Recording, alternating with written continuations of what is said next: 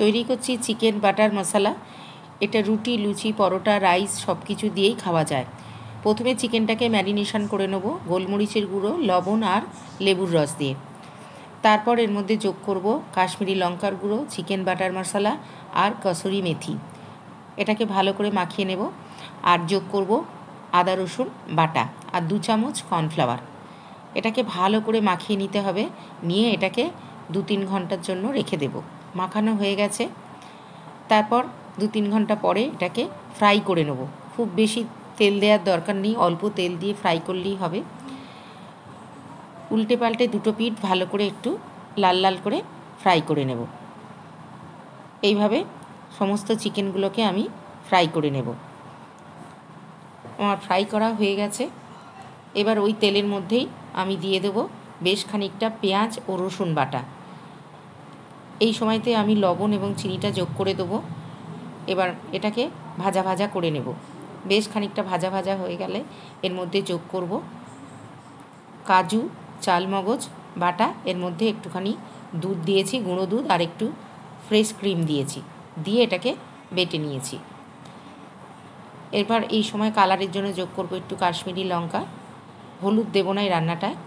এটা ভালো করে কিন্তু কষতে হবে অনেকক্ষণ ধরে। যখন কষতে কষতে তেল ছেড়ে দেবে এর মধ্যে একটুখানি চিকেন বাটার মশলা দিয়ে দেব। দেওয়ার পর আবার ভালো করে এটাকে মিশিয়ে নেব।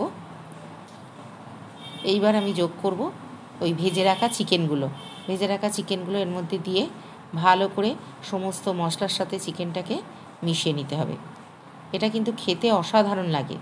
আর চিকেনটাকে এইভাবে ফ্রাই করে নিলে খেতে ভালো লাগে।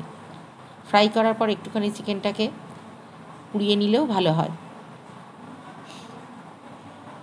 সমস্ত চিকেনটাকে ভালো করে মিশিয়ে নেব। তারপর ওপর থেকে অল্প পরিমাণ গরম জল দেব, ওই চিকেনটা সিদ্ধ হওয়ার মতো। খুব কিন্তু ঝোল হবে না, এটা একদম মাখা মাখা হবে। আর একটা পাত্রে আমি বাটার নিয়েছি 2 চামচ। তার মধ্যে বেশ খানিকটা রোস্টেড কসুরি মেথি দিয়ে এটাকে একটু ফ্রাই করে এটা ওই চিকেন বাটার মশলার উপরে তড়কা দিয়ে দেব।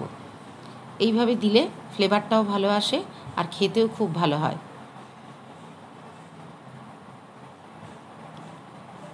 ব্যাস, মোটামুটি তৈরি হয়ে গেল আমার চিকেন বাটার মশলা। শুধু নামাবার আগে একটু ওপর থেকে ফ্রেশ ক্রিম দিয়ে দেব।